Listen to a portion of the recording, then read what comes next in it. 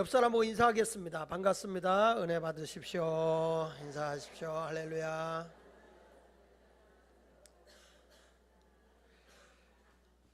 하늘의 권세를 입은 자라고 하는 말씀을 가지고 증거하겠습니다. 우리가 사도행전을 쭉 주일날마다 설교를 하는 과정에서 지난 시간에 말씀한 것처럼 바울이 예루살렘에 들어갔을 때 그 예루살렘의 율법학자들이 또 그 유대인들이 모함을 하죠. 바울이라고 하는 사람이 어떤 사람이냐? 저 사람은 유대인을 비방하는 사람이다. 저 사람은 율법을 지키지 말라고 하는 사람이다. 또 저 사람은 이방인들이 들어가서는 안 되는 장소까지, 성전 뜰까지 에베소 사람 드로비모를 거기다가 집어넣은 사람이다.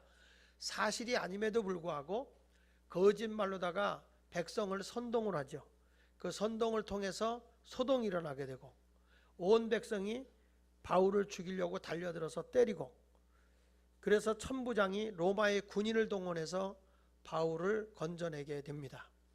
그래서 바울을 데리고 가는 중에 층계에 올라섰을 때 백성들이 또 한 번 소동을 일으켜서 바울을 때리게 되고, 바울은 아마 그 당시에 매를 맞다가 실신한 것 같아요. 그래서 로마의 군인들이 메고 올라갔다. 근데 메고 올라가다가 정신이 들어온 바울은 천부장에게 부탁합니다. 내가 저들에게 말할 수 있는 기회를 달라.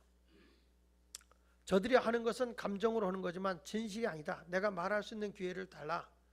그래서 천부장이 말할 수 있는 기회를 준 내용이 오늘 본문인데, 사실 오늘은 바울이 어떻게 내가 예수 믿기 이전의 삶을 살았으며 예수님을 어떻게 만났고 예수님을 만난 뒤에 어떻게 살았는지에 대해서 간증을 하고 있는 내용이에요.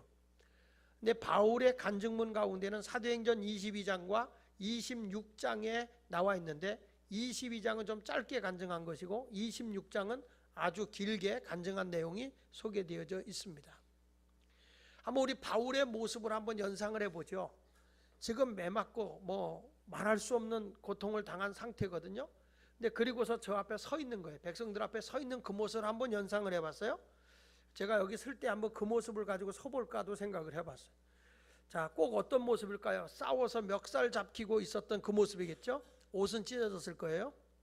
몸은 얼굴은 멍이 들어 있을 거고 팅팅 부어 있을 거예요. 그리고 머리는 산발해 있을 거예요. 그 얼마나 많이 맞았으면 얼굴이 막 열이 달아올랐겠죠.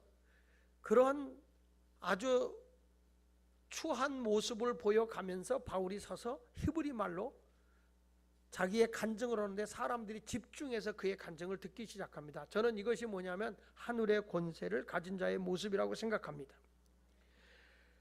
바울이 하늘의 권세를 입은 사람이기 때문에 자기는 주님의 뜻만을 위해서 살려고 하는 사람입니다.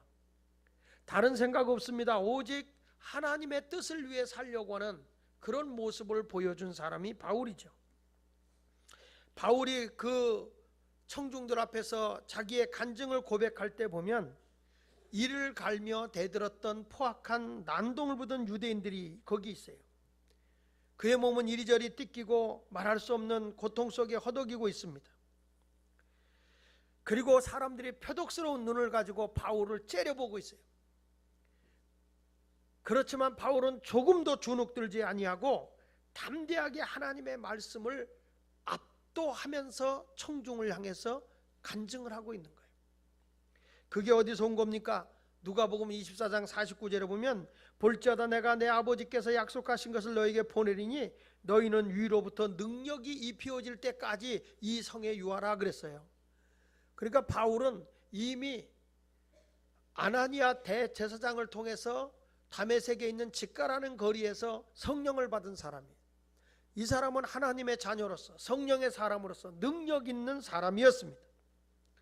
다른 사람 같으면 이렇게 복음을 전하다가 학대를 당하고 핍박을 받아서 죽을 위기에 놓여 있으면 포기할 만한데도 바울은 그런 죽음과 위협과 살기 등등한 자리에서도 포기하지 아니하고 하늘의 비밀을 증거하고 있어요.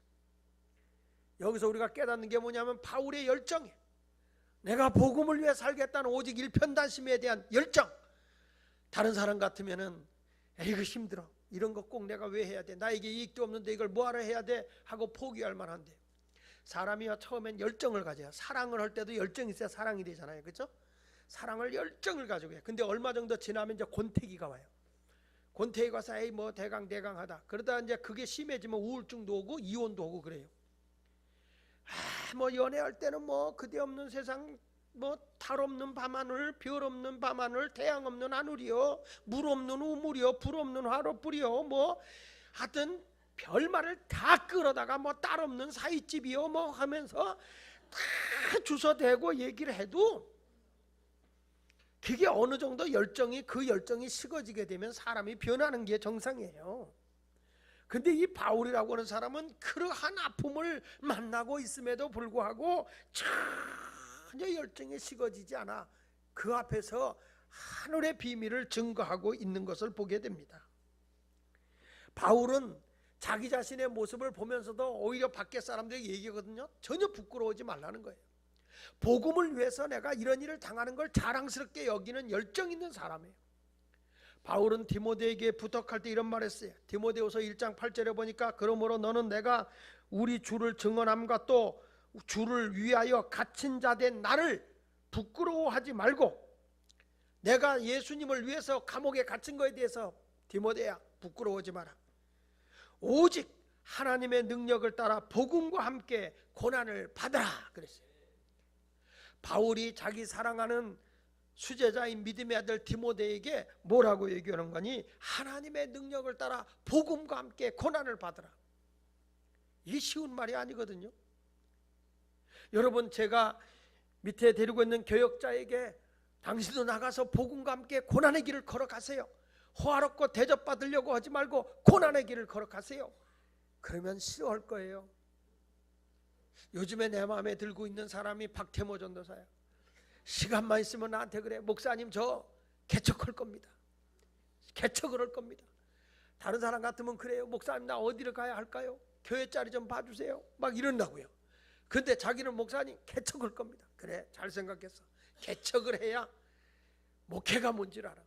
그렇게 고생하면서 한 영혼 영혼이 귀한 줄 아니까 개척을 해야지. 해봐.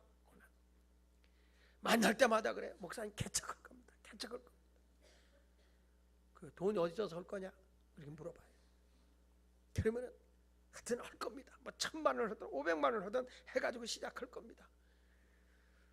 이 인간이 어디 차 타고 갈 때마다 목사님 저 개척할 겁니다. 개척 벌써 여러 번 들었어요. 여러 번 들었어. 목사 안수 할 때마다 목사 안수 이제 내후년에 받겠지. 너 개척할 겁니다. 그러니까 날 들어 각오하려는 표정이야. 날 들어 각오해라. 개척하러 나갈 거니까. 내가 웃으면서 그래 참 좋은 생각이다. 그런 고난을 겪어야 목회다운 목회가 있고 그 다음에 간증거리가 나오는 거야. 그래 그렇게 해. 근데 나는 장학봉 목사를 보면서 그 장학봉 목사 처음에 우리가 개척시켜줄 때 미용실을 얻어줬다. 미용실 300만 원에 15만 원짜리 얻어줬다. 딱 앉자마자 꽉 찼다. 예배당.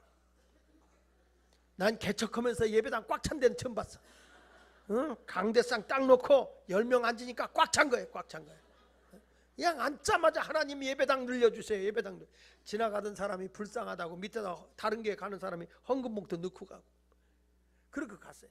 내가 웃으면서 그랬어요. 목회가 부흥되려면 둘 중에 하나야. 아주 불쌍하게 보이든지 아니면 아주 멋있게 보이든지 둘 중에 하나야 교회가 부흥된다. 근데 참 귀한 것 같아요. 복음과 함께 고난의 길을 걸어가겠다는 자세가 아름다운 거예요. 저는 여러분 오늘 바울이 지금까지 살아오면서 신앙의 고백을 하는 모습을 보면서 어디서 이와 같이 담대하게 이런 모습이 나왔느냐, 그것은 하늘의 권세를 입은 자이기 때문에 그렇다. 여러분, 내가 예수 믿는 자체가 그 하나님의 권세를 입은 자, 영접하는 자, 곧 그를 믿는 자들에게는 하나님의 자녀가 되는 권세를 준다 그랬잖아요. 권세. 길거리에서 내가 노숙자로 살 때 권세가 없어요. 근데 어느 집에 내가 양자로 입양을 해보세요. 아주 부잣집에 양자로 입양했어요. 입양되기 전에는 그 가정부가 그렇게 구박을 하고 멸시해요. 근데 그 집에 양아들로 입양되면 그 다음부터 가정부 막 부린다고요. 왜? 아들이 된 권세가 있기 때문에. 권세가 되기 전에는 어디서 거지가 와서 이게 그런다고요. 아들 돼봐요. 밥 차려주지요. 빨래 다 해주지요. 안 해주는 거 없이 다 해줘요. 그게 권세야. 여러분도 하나님의 자녀가 되는 권세가 돼봐. 하나님이 어디 가든지 다 대접받고 인정받게 돼 있는 거예요. 그래서 오늘 바울에 대해서 얘기를 하는 겁니다. 바울의 하늘의 권세를 입은 자의 모습을 보는데, 첫째로 바울은 1절부터 5절까지의 내용은 예수 만나기 이전의 삶에 대한 얘기를 지금 이제 3절부터 하고 있는 거죠. 그가 백성들 앞에 서서 외치는 거예요. 자, 3절에 이렇게 말하죠. 자, 시작. 나는 유대인으로 길리기아 다소에서 났고 이 성에서 자라 가말리엘의 문화에서 우리 조상들의 율법에 엄한 교훈을 받았고 오늘 너희 모든 사람처럼 하나님께 대하여 열심 있는 사람이었다. 자기가 예수님을 만나기 이전, 예수님을 믿기 이전에 어떤 사람이었느냐 하는 걸 얘기하고 있어요. 어떤 사람이었느냐. 여기 첫째 보면은 길리기아 다소 사람이다. 이 말은 뭐냐면 나는 유대 나라 본토 사람이라는 거예요. 나는 이스라엘 나라가 학대당하고 핍박당할 때 사람들이 각 나라로 흩어졌잖아요. 디아스포라라 그래서 흩어진 백성들이었잖아요. 근데 바울이라고 하는 사람은 절대로 나는 다른 나라로 가본 적이 없어. 나는 이스라엘 예루살렘을 중심으로 굳건하게 지켜있는 아주 오리지널 본토백이 유대인이다. 자기 자신에 대해서 얘기하는 거죠. 그리고 나는 어디서 교육을 받았느냐? 나는 최고의 학벌 가말리엘 문화에서 공부한 사람이다. 여러분, 사람이 살아가는 과정에서 8단계가 있다고 그러잖아요. 8단계가 있는데 첫 번째가 뭐냐면 출생이에요. 내가 태어나요. 출생해서 이게 삶이거든요. 출생을 했어요. 그러니까 출생하고 나면 생명을 얻고 나면 그 다음에 바로 이어지는 관계가 가족 관계예요. 가족. 이게 가족으로서 관계가 맺어져요. 그 다음에 이제 가족과 함께 가족 맞다가 생겨나는 게 뭐냐면 교육이에요. 교육. 근데 이게 교육이라고 하는 것이 잘 받아야 되는데, 교육은 가르치는 거죠. 가르칠 거니까. 교육이 뭐예요? 교육이 뭐예요? 가르치는 게 교육이에요. 교육을 우리나라가 왜 교육에 실패를 하냐면 교육은 무조건 가르치는 거다. 그래서 선생님 무조건 가르쳐요. 근데 그게 아니고요. 교육은 뭐냐? 배움이에요. 배움. 사실은 교육이라는 건 배움입니다. 나는 성경을 보면서 예수님이 이런 말을 해요. 너희가 이런 말을 하죠. 자식이 구하라. 그래야면 주신다 그랬잖아요. 배움도 구해야 내가 얻는 거예요. 근데 이런 말을 하잖아요. 자식이 떡을 달라 하는데 돌을 주며 생선을 달라 하는데 뱀을 줄 자가 있겠니? 이런 말을 해요. 여기서 교육의 진리를 알게 돼요. 학교에 가보니까 애들은 밥 달래는데 돌 주고요. 생선 달래 하는데 뱀 줘요. 그러니까 애들이 교육에 흥미를 못 느껴. 배우려고 하질 않아. 제가 이번 달은 안식월이기 때문에 좀 쉬려고 하다가 잘 쉴 시간이 없어가지고 못 쉬고 한 2주간 제가 있는 동안에 고등학교에 가서 선생님들도 지금 보고 애들 학급도 들어가 보고 다 해봤어요. 들어가 보니까 이 학생들이 세계사를 공부하는데 깜짝 놀랐어요. 교재를 안 갖고 온 애들이 절반이야. 그리고 자는 거예요. 그 내가 들어가니까 교장 선생님이 왔다고 다 눈을 뜨더라고. 그리고 앉아 있어요. 근데 적는 애들이 하나도 없는 거야.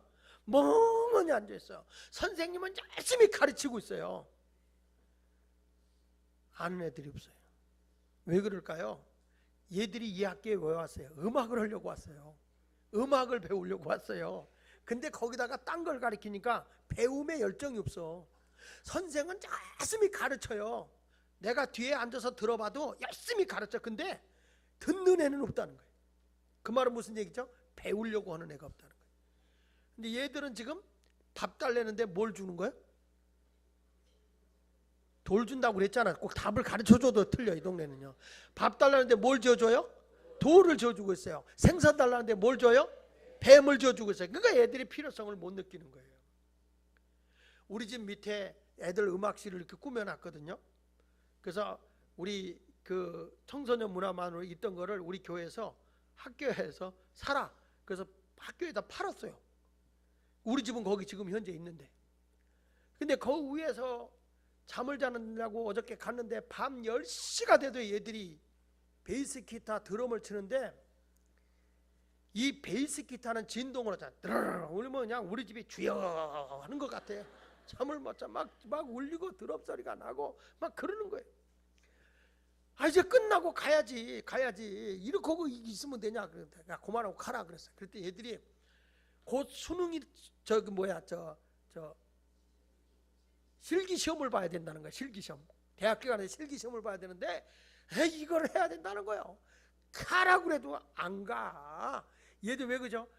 내 여기서 깨달아. 교육이 뭐냐? 배움의 필요를 채워주는 게 교육이구나. 배움의 필요를 채워주는 게 교육이지, 배우려고 하지 않는 애들을 자꾸 쥐어주려고 하니까 학교 가서 애들이 공부를 안 해요. 그래서 저는 깨달은 게 그거예요. 교육이란 가르침으로 가서는 안 된다. 배움으로 가게 돼야 된다. 여러분, 이 바울이라고 하는 사람은 가말리알 문화에서 배운 사람이야. 율법을 잘 배운 사람이라 지식이 박식해. 배우려고 한 거니까. 제가 지난번에 미국에서 대학 교수는 음악 선생님을 결혼 주례를 했어요. 근데 이 음악 교수인데 이 사람이 하는 말이 재밌어요. 저는요, 목사님, 저는 진짜 피아노고 음악, 작곡 뭐 이런 거는 정말 잘한다 이거예요, 자기는. 근데 다른 공부는 깡통이래요. 상식적인 거 뭐 이런 얘기할 때는 모르는데, 왜냐하면 자기는 음악을 배우려고 한 사람이기 때문에 다른 공부 안 했대. 그래서 제일 상식적인 공부의 깡통이 음악하는 사람들이래. 난 그래서 알았어. 음악하는 사람 깡통 알았어. 다는 아니겠지. 다는 아니. 그러니까 여러분 너무 부러울 게 없어. 음악하는 사람 그것만 잘하는 거다. 예. 그러니까 너무 그런 거 가지고 부러워할 거 없다고요. 뭔가 자기 나름대로 배우려고 하는 것에 열정을 쏟는 거라는 거죠. 우리나라도 교육이 그렇게 갔으면 좋겠어요. 이 학교에서 교육을 시켜보니까 얘들의 배움에 맞춰주는 걸 가르치려고 하는 게 아니라 자꾸 의무적으로 요거 해라 저거 해라 안 해, 공부를. 바울이라고 하는 사람은 자기가 배우고 싶은 걸 배운 사람이에요. 그러니까 한마디로 뭐냐면 자기중심적으로 지식이 매우 높은 사람이죠. 그러니까 교육을 받은 사람은 그 다음에 뭐죠? 사회적으로 어떤 사람이 됩니까? 내가 교육을 받았으면 사회 형성하는 거. 어떤 사회냐? 바로 이 유대 사회 속에서 산 거예요, 바울이. 그래서 거기 4절에 보면 이렇게 말하잖아요. 내가 이 돌을 박해하는 사람을 죽이기까지 하고 남녀를 결박하여 옥에 넘겨주기까지 했다. 그 당시의 사회는 유대교 사회였기 때문에 기독교인들에 대해서 자기가 박해를 했다는 거죠. 그러니까 여기 보면 그의 생애의 삶에 대해서 얘기하는 거예요. 가족에 대해서도 얘기하고 자기 고향 얘기하면서, 그 다음에 자기는 지금 뭐냐, 교육을 이렇게 잘 받았어 하는 얘기를 하는 거예요. 자기중심적인 거. 그리고 사회는 이런 사회였는데 내가 하나님을 잘 믿는다고 하면서 유대교를 반대하는 사람을 내가 죽이기까지 하고 학대까지 했지, 이런 얘기. 그 다음에 이 사람은 경제적으로도 부한 집이에요. 바리새인 중에 바리새인으로 경제적으로도 안정된 사람이고, 그 다음에 6번째 가서는 정치거든요. 정치. 지금 우리나라 정치에 관심이 많잖아요. 그네가 이길까, 그네가 떨어질까, 그네 타다가 그냥 뭐 철수가 이길까, 영희가 이길까, 뭐 철수와 영희 요즘에 그렇게 나오고, 하나는 제인하고 뭐 톰 뭐 이런 식으로, 뭐 찰스 제인 뭐 이런 식으로 나오고 있어요. 요즘 아주 누가 이길까 막 서로들 이렇게 보잖아요. 근데 저도 관심이 많아요. 정치에 대해서 관심이 많아요. 근데 그 다음에 뭐냐면은 이제 세계를 보죠. 바울이라는 사람이 유대만 보다가 나중에 이 사람 예수 만나고 봐서는 세계의 선교를 보게 돼요. 세계에 눈이 떠지는 거죠. 그러니까 여러분들, 우리가 지도자를 이렇게 볼 때 무조건이야 보면 안 돼요. 이 사람이 정말로 삶에 대해서, 교육에 대해서, 사회, 경제, 그 다음에 정치, 세계관, 그 다음에 문화. 7번째가 문화거든요. 문화라는 걸 우리는 뭐냐면, 문화라는 뜻이 뭐냐면 문치교화예요. 문치교화. 무슨 얘기냐면 문으로 교화시키는 거예요. 문으로, 학문, 지식으로, 글로 변화시키는 게 그게 문화거든요. 근데 우리들은 문화 그러면 뭐 이렇게 먹는 문화 뭐 이런 어느 표면적 문화만 얘기하는데, 실질적으로는 그 문화 자체가 삶을 바꿔놓는 거죠. 저는 보는 거예요. 요즘에 싸이 때문에 난리가 났어요. 그렇죠? 싸이 때문에 뭐 이거 하면서 막 하는 거예요. 왜 이게 열광을 하느냐? 분석을 해보니까, 분석한 걸 제가 보니까 이런 얘기가 나왔더라고요. 한국에서 요즘에 젊은 아이들이 춤추는 게 너무 어렵다는 거예요. 막 꺾는 거 꺾으면서 춤을 추니까 어른들이 춤추기가 어려운 거예요. 애들도 그 춤 잘 추는 애들만 추지 누구나 출 수 있는 춤은 아닌 거예요. 별난 춤이라는 거죠. 그런데 요즘에 그 싸이가 춘 춤은 뭐냐면 옛날에 막춤이야. 막춤인데 우리 기성세대는 그런 춤을 알아요. 그런 춤을 알아. 근데 요즘 젊은 애들은 그런 춤을 처음 본 거예요. 그러니까 얘들이 새로워. 근데 곡은 익숙한 곡이에요. 막 그거 막 돌리고 막 하면서 이렇게 막 하잖아요. 막 열광을 한 거예요. 열광. 이게 미국으로 다녔는데 미국이 더 발칵 뒤집혔어요. 왜 미국에 다녔냐면 미국도요. 거기는 이 말에 대해서 익숙한 나라, 황야의 무법자 뭐 이렇게 해가지고 미국이라는 나라가 넓은 땅덩어리에서 말을 가까이 하던 민족이거든요. 근데 이게 말타이가 나오는 거야. 이 사람들 너무 놀라는 거야. 그냥 응? 여러분 다 옛날에 서부 영화 보지 않았어? 황야의 무법자 하면서 자꾸 뭐 가면서 하지 않았습니까? 근데 그런 문화하고 자기네하고 너무 익숙한 거야. 그러니까 거리감이 없는 거예요. 그 문화 속에서 그걸 깊이 있게 다뤄준 거란 말이야. 영국까지 건너가고 세계가 났는데 이게요 그냥 우연히 일어난 건 아니고 저는 앞으로 하나님께서 이 한국을 이렇게 널리 알려서 귀하게 쓰려고 한다고 저는 그렇게 생각을 해요. 그러니까 이런 모든 문화적인 것이 얼마나 파워가 커요. 이 문화적인 게 그 뿌리까지 파고 들어가면 엄청난 힘을 발휘하는 거예요.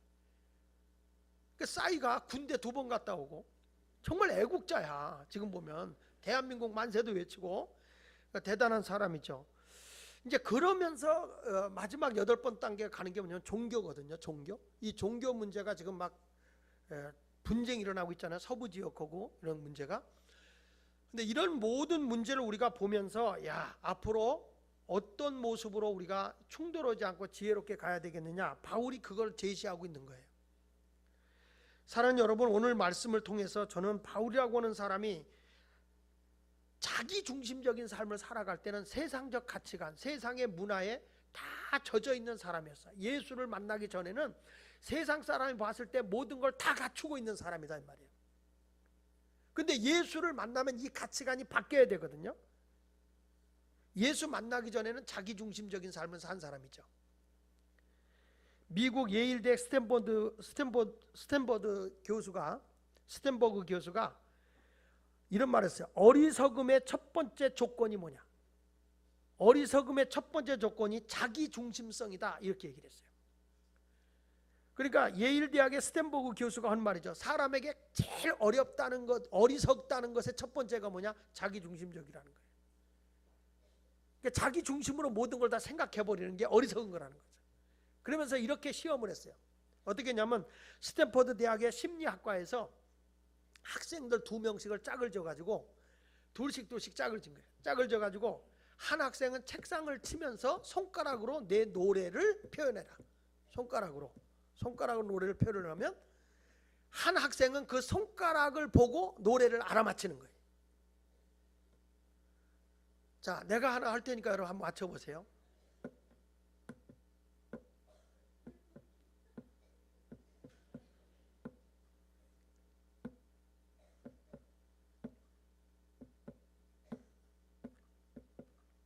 뭐요?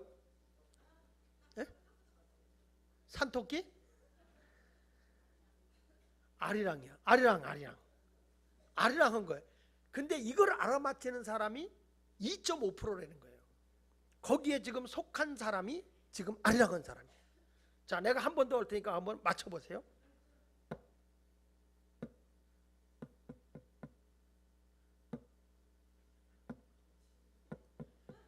뭐예요? 나는 지금 너무 기뻐서 흥분돼서 막 하는 거예요. 뭐라고요? 무슨 노래예요? 오 대한민국 이건 거예요. 난 오 대한민국. 그러니까 나는 흥분이 돼서 거기에 취해서 살지만 여러분은 저 뭔 짓이요? 그런 거예요. 그러니까 항상 내 중심으로 사는 게 얼마나 어리석으냐 이 말이야. 나는 좋아서지만 저 사람도 알 것이라고 생각하는 자체가 어리석다는 거예요. 어리석다는 거예요. 여러분, 왜 부부간에 싸웁니까? 왜 교회 안에서 싸웁니까? 다 자기 중심적으로 싸우는 거예요. 그러니까 예수님을 만나면 내 중심적인 삶을 살아서는 안 된다는 거죠. 바울이 지금까지 살아오는 가운데에서는 다 자기 중심에 맞추어서 나하고 틀리면, 종교도 틀리면 죽이고 감옥에 가두고 잘못됐다고 비난하고 이런 생활을 해왔다는 거죠. 이게 바로 예수 만나기 이전의 삶이었다. 그런데 바울이 예수 만나고 난 뒤에는 달라졌죠. 자, 5절에도 보면 이 사람이 예수 만나고 나서 그 결박하여 스데반을 죽이고 막 그랬었잖아요. 근데 6절에 예수 만나는 과정을 보겠습니다. 시작. 가는 중 다메섹에 가까이 갔을 때에 오정쯤 되어 호련히 하늘로부터 큰 빛이 나를 버려 둘러 비침에 내가 땅에 엎드려져 들으니 소리 있어 이르되 사울아 사울아 내가 왜 나를 박해하느냐 하시거늘 내가 대답하되 주님 누구시니까 하니 이르시되 나는 내가 박해하는 나사렛 예수라 하시더라. 여기서 누굴 만나냐면 다메섹에서 예수님을 만난 거예요. 바울이 어떻게 만나느냐? 예수 믿는 사람 잡아서 감옥에다 가두려고 다메섹이라는 곳에 영장을 가지고 가는 도중에 갑자기 빛이 쫙 비치면서 자기도 모르게 넘어졌는데, 그때 하늘에서 음성이 들리기를 사울아 사울아 누구십니까? 나는 내가 박해하는 예수다. 거기서 예수님을 만나서 이 사람이 예수를 영접하게 됐다는 거죠. 아주 이 사람은요 하늘의 하나님을 만나는데 그때가 바로 하늘의 능력이 입혀질 때까지. 그래서 우리가 아는 거는 바울의 의지로 예수를 믿은 게 아니에요. 이걸 요한복음 15장 16절에 너희가 나를 택한 것이 아니라 내가 너희를 택하여 세웠다 그랬어요. 내가 이 자리에 와서 예수를 믿고 있다는 이 자체는 하나님이 나를 택해줬다 이 말이야. 감사해야죠. 할렐루야. 그러니까 이렇게 극적인 체험을 하는 사람은 간증할 게 많아. 그죠? 갑자기 빛이 쫙 비치는 거였어요. 내가 나도 모르게 푹푹 고꾸라졌어요. 그런데 막 음성이 들리는데 사울아 사울아 음성이 들리지 뭐예요. 그래서 누구십니까? 근데 나는 내가 박해하는 예수다. 그리고 눈을 떠보니까 안 보이는 거야. 난 안 보였어. 깜깜했어. 그런데 아나니아라고는 제사장을 만나는데 그가 기도해주고 난 뒤에 눈이 확 열리고 보였어. 와, 간증이 막 그냥 드라마 같아. 드라마 같아. 이런 간증만 있으면 간증할 게 많은데 나 같은 사람은 어머니 뱃속부터 교회를 다녔어요. 어머니가 금식 기도하면 같이 했고, 어머니가 새벽 기도 가면 같이 갔고, 어머니가 철야하면 같이 했고, 뱃속이니까 빠져나갈 길이 없는 거예요. 어머니랑 늘 함께 했어요. 그러다 보니까 태어나서도 어머니에 업혀서 교회 가고 걸려서 교회 가고, 아버지가 헌금 주니까 예수를 믿어서 가는 게 아니라 헌금 내러 가는 거예요. 그거 한 번 안 내고 눈깔 사탕 사 먹었다가 뒤지게 얻어 터져가지고 그제부터 교회는 가는 거죠. 근데 어느 순간인가 예수가 내 안에 들어와서 예수님을 믿게 되고 신학을 하게 되고 목사가 된 거예요. 나는 어떤 이런 익사이팅한 게 없어요. 뭔가 좀 흥미진진한 이런 것들이 없어요. 그냥 예수 믿었어요. 물론 중간에 내가 가출도 해보기도 했고, 중간에 좀 이렇게 좀 남의 거 이렇게 뺏어보기도 하긴 했지만 내 나쁜 짓은 안 했어요. 그렇게 나쁜 짓은 안 하고, 그래도 주일날 되면 교회는 꼭 갔어요. 예수를 믿었단 말이야. 그게 이제 잠깐이죠. 내 안에 예수가 떠나지 않으니까. 저는 실질적으로 어떤 간증을 하라 그러면 그런 예수 믿게 된 동기가 없지요. 우리 교회는 아주 예수 믿고 나서 변화된 분들이 참 많죠. 과거에 예수 믿기 이전에 얼마나 못했어요. 오늘 낮에도 내가 간증했는데 우리 강창석 장로님은 40대 중반에 내가 만났거든요. 40대 중반에 만났는데 우리 강 장로님 딱 그때 40대 중반에 돼서 왔는데 멋있는 거야. 키도 크고 날씬하고요. 원래 사업가였기 때문에 큰 회사를 경영하고 계셨기 때문에 아주 멋있어요. 근데 얘기 들어보니까 보통 제비가 아닌 거예요. 예수 만나기 전에 꺾고 그러니 한 권사님이 그 잡으러 다니느라고 지금 다리가 아프신 거예요. 젊었을 때 얼마나 그러셨겠어요. 그러니까 생각을 해보면 예수를 만나기 전에 그렇다니까. 예수를 만나고 난 뒤부터 처음에 교회 왔는데도 뭐 술 담배 좋아하시죠. 하여튼 제사를 얼마나 많이 드는지 몰라. 그러다가 로마서 강해 시간에 우리 장로님이 말씀을 통해서 예수를 만나게 돼요. 그 뒤부터 싹 변화가 일어나면서 장로님이 되신 거죠. 만나기만 하면 우리 장로님이 간증을 하세요. 여기 이 바울이 간증하는 것처럼 간증을 하세요. 나는 우리 강 장로님 간증을 한 번만 더 들으면 100번째 들어요. 그거 왜 그러냐면은 예수 만나고 나서 내 이렇게 변화가 일어났다. 어떤 사람은 간증을 하면 이렇게 간증을 해요. 예수 만나기 이전에 그 못되게 살았던 삶 80%, 예수 만났을 때 10%, 만나고 난 뒤에 30%. 이건 간증이 아니야. 이거는. 그러면 그런 식으로 간증하면요, 애들이 그 간증 들었다가 예수 믿으려면 저렇게 한번 타락을 해야 되는 거구나, 그렇게 생각하기 쉬워요. 예수 만나기 이전에 간증 20%, 예수 만나고 나서 변화된 삶 20%, 그리고 예수 만나고 난 뒤에 삶, 사역 이거 60%. 이렇게 변화돼야 나도 저렇게 살고 예수 믿는 자답게 살아야, 이렇게 돼야 되는 거지. 어떤 사람 간증시켜 놓으면 막 옛날에 예수 믿기 전에 것만 얘기하는 거예요. 왜냐하면 그게 재밌잖아. 우리 이강배 장로님도 예수 만나기 전에 대단한 분입니다. 하여튼 김옥자 권사님이 먼저 우리 교회 나왔거든. 저녁만 되면 우리 집사람 보고 어딜 가는 거야. 어디 가냐 그러면은 이강배 장로님 찾으러 다니는 거예요. 이분이 예수 만나기 전에는 얼마나 당구를 좋아했는지. 지금도 아마 교인들이 뒤에서 보면 당구공으로 머리통이 보일지 모르겠어. 이분이 저녁에 나가서 당구에서 내기를 하는 거예요. 내기 해가지고 돈 따고서, 그리고 나서 당구를 잘 치니까요. 그리고 나서는 목욕탕에 가서 잠자고, 그리고 또 밤새 가서 당구 치고 집에 안 들어오는 거예요. 예수보다 당구가 애인이요. 그러던 분이 예수를 딱 만나고 나니까 지금은 뭐 그 다 정리하고 얼마나 충성스럽게 일을 잘해요. 이렇게 변화된 거죠. 이렇게 엑셀런트하게 아주 예수를 만나는 분도 있지만 나같이 그냥 고요하게 예수 믿는 사람도 있어요. 그래도 예수가 내 안에 있는 사람은 하늘의 권세가 주어진 자인 걸 믿으시기 바랍니다. 하늘의 권세를 받은 사람은 하나님만 의지하되고 하나님만 의존하는 삶을 살게 되어 있어요. 따라합시다. 하나님만 의존한다.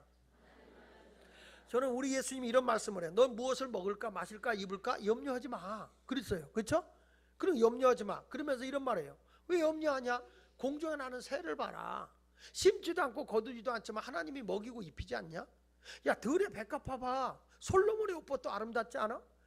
아니, 들의 풀도 하루 있다 아궁에 들어갈 풀도 하나님이 저렇게 입히고 먹히는데, 입히고 먹이고 입히는데 하물며 너희일까 보냐?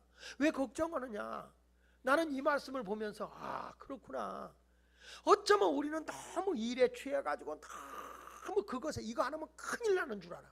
근데 내 인생을 책임져 주는 분이 하나님이라고 하는 것을 믿으면 그분을 의지하고 좀 공중의 새도 좀 보고 들의 백합화도 좀 보고, 이게 뭐냐면 쉼을 가지라는 거예요. 나는 오늘 그 마을에서 벌써 이제 가을이 왔다고 야외를 오늘 많이 나갔거든요. 야외 나갔어요. 야외 나갔는데 아주 잘하는 거거든요. 왜냐하면 새도 좀 보고 단풍도 좀 보고, 그거 보러 가면 하루 돈 안 벌면 굶어 죽을 줄 알지. 지금 여러분 표정 보니까 목사님 참 속 편한 소리 하고 계십니다. 지금 먹고 살기도 힘들어 죽을 판인데 지금 내가 뭘 보러 갈 시간이 어디 있습니까? 근데 예수님 뭐라고 그래? 좀 봐라 그러잖아요. 하나님이 만들어 놓은 이 아름다운 세상 좀 봐라. 이 백합화 좀 보고. 예수님이 아마 거기 단풍이 지는 걸 봤으면 단풍 보라 그랬을 거예요. 근데 중동 국가는 별로 단풍이 없어요. 나무가 우거지질 않았어요. 한국에서 태어났으면 우리 예수님이 그랬을 거야. 야, 설악산 단풍 좀 봐봐. 응? 불났어.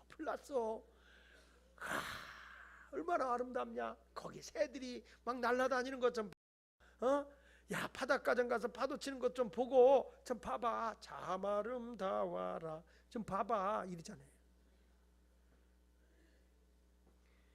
우리가 하나님을 의존하고 사는 사람은 항상 그리스도를 위해서 살지만 여유를 가지고 살아야 돼요. 아멘 하는 사람은 맨날 일만 하다가 팍 늙어라. 좀 여유를 가지라니까요. 하나님이 먹이고 입히고 살려요. 그러니까 또 주일날 예배 안 드리고 목사님이 어디 놀러 가랬어. 아니야, 하나님께 예배 드릴 땐 예배 드리고요. 그리고 이 바울이라는 사람이 10절에 이런 말을 해요. 내가 이르되 주님 무엇을 할까요? 그래. 예수님을 만나고 난 뒤에 예수님 내가 뭘 할까요? 그랬더니 거기서 이런 말을 해요. 야, 너 저기 12절에 한번 같이 읽어볼까요? 시작. 율법을 따라 경건한 사람으로 거기 사는 모든 유대인들에게 칭찬을 듣는 아나니아라는 이가 있으니 내가 와 곁에 서서 말하되 형제 사울아 다시 보라 하거늘 즉시 그가 나를 쳐다. 그를 만나게 했다는 거예요. 아나니아 제사장을 만나게 했는데 그 제사장이 뭘 했느냐, 나에게 이런 말했어. 15절 보세요. 시작. 내가 그를 위하여 모든 사람 앞에서 네가 보고 들은 것에 무엇이 되리라? 증인이 되리라. 그래서 나에게 이렇게 기도해주고 그에게 성령을 받으면서 너는 예수님의 증인이 되라 그랬지. 지도자를 만난 거예요 라고 얘기하고 있습니다.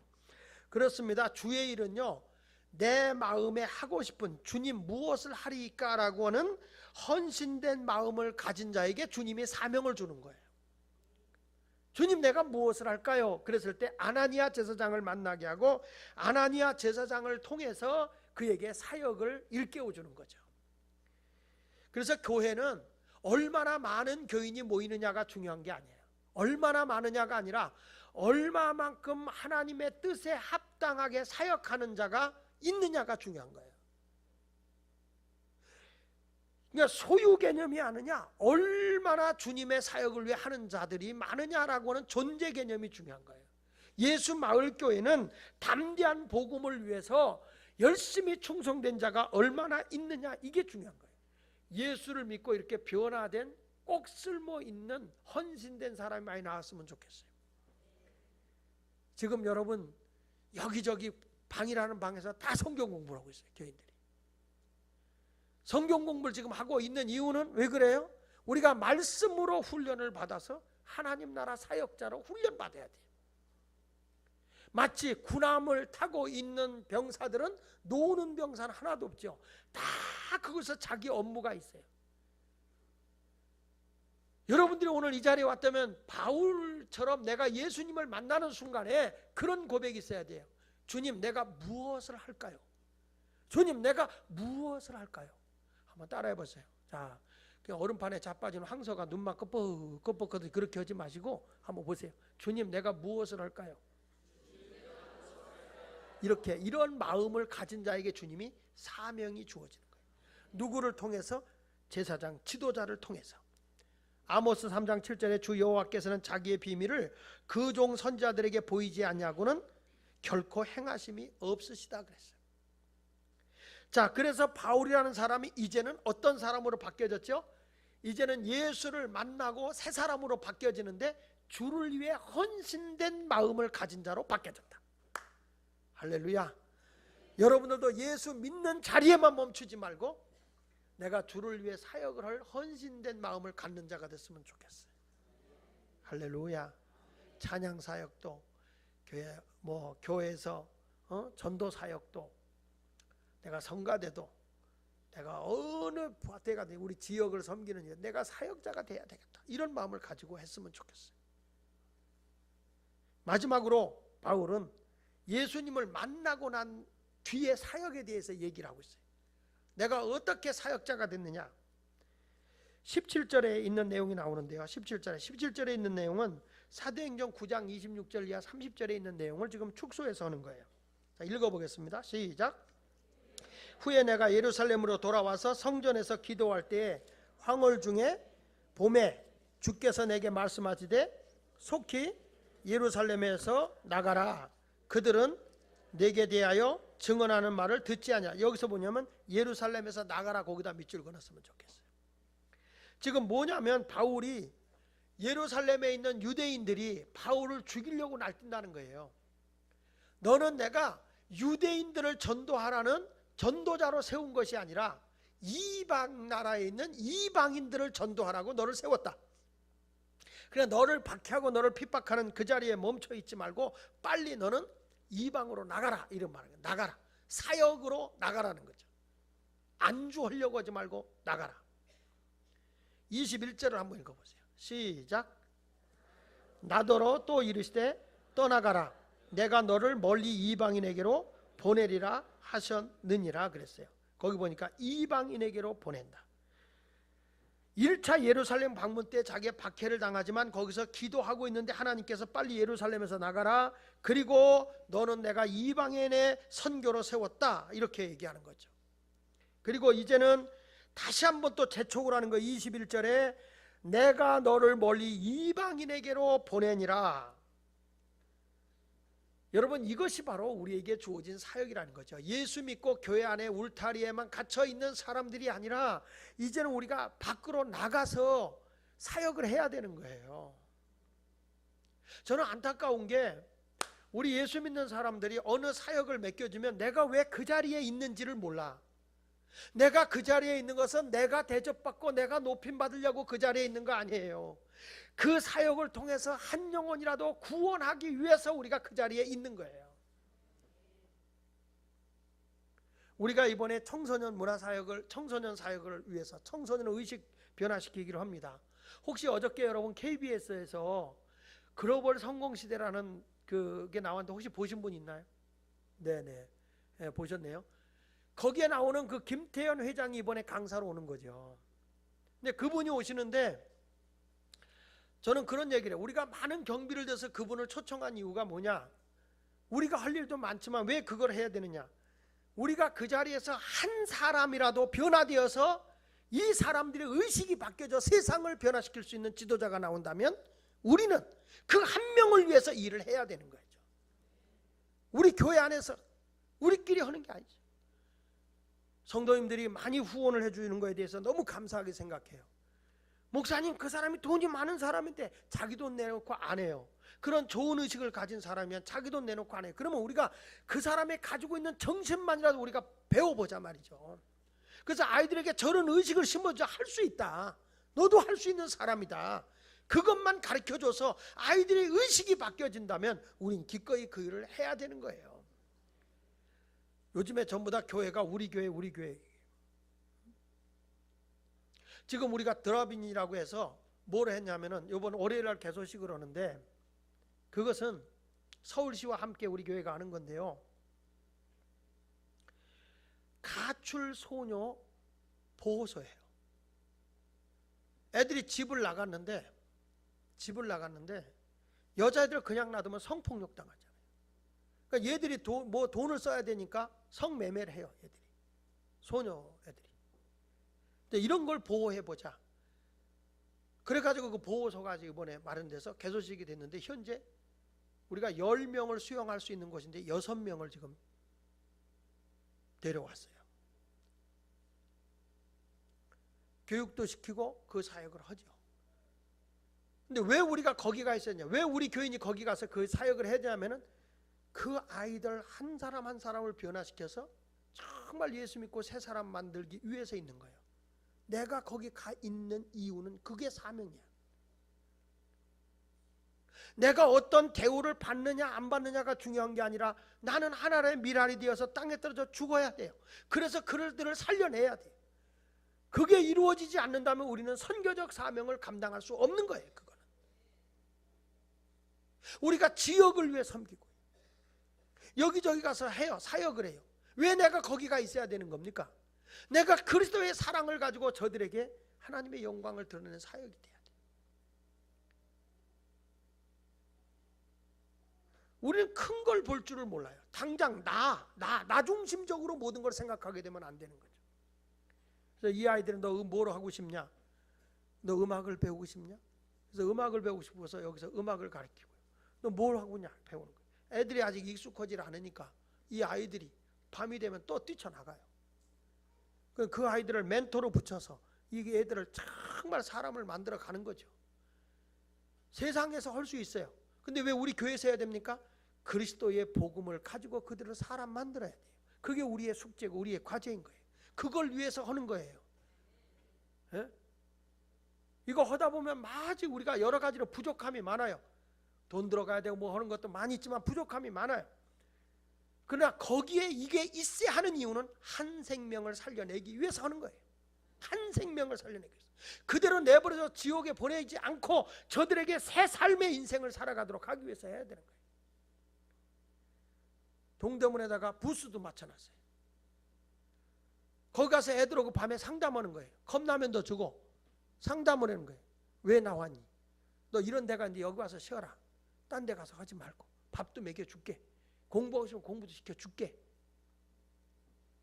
서울시가 이걸 시범사업으로 처음으로 시작하는 거예요. 우리 교회와. 굉장히 관심이 많아요. 저는 이게 참 의미 있다고 생각을 해요. 그랬던 아이들, 우리 교회도 그랬던 아이들이 변화돼 가지고 대학까지 나와서 지금 선생하는 사람도 있어요. 사람이 변화되게 하기 위해서 교회가 있는 거예요.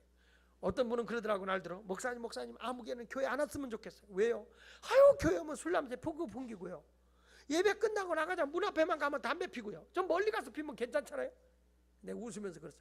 다 깨끗한 사람이 뭐하러 교회가 있냐? 천국이 와야지. 응?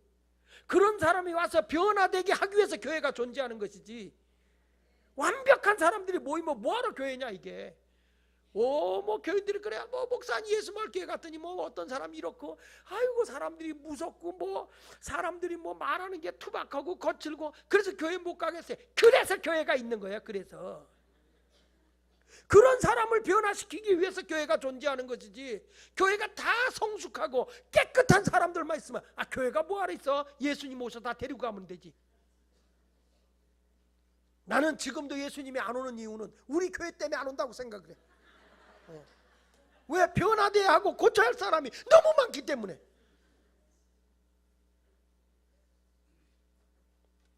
오늘 말씀을 붙잡고 사랑하는 여러분들도 예수를 믿고 변화됐어요 라고 하는 자리에 있지 말고 사역의 자리로 나가세요. 교회 우리 구석구석 한다. 이번에도 보니까 이은유 집사님이 그냥 내 몸이 아프니까 와서, 이분이 스포츠 마사지 전문가예요.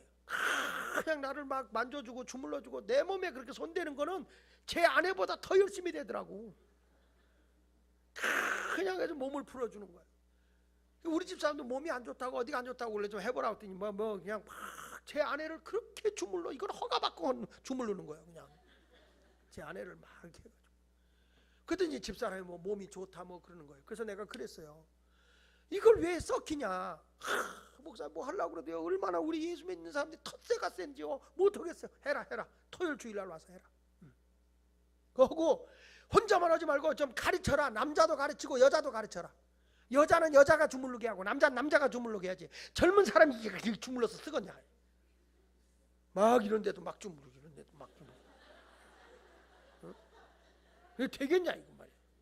여자들도 배우고, 그래서 가르치자. 그랬더니 목사님 허락하면 내가 배워서 하겠습니다. 가르치겠습니다.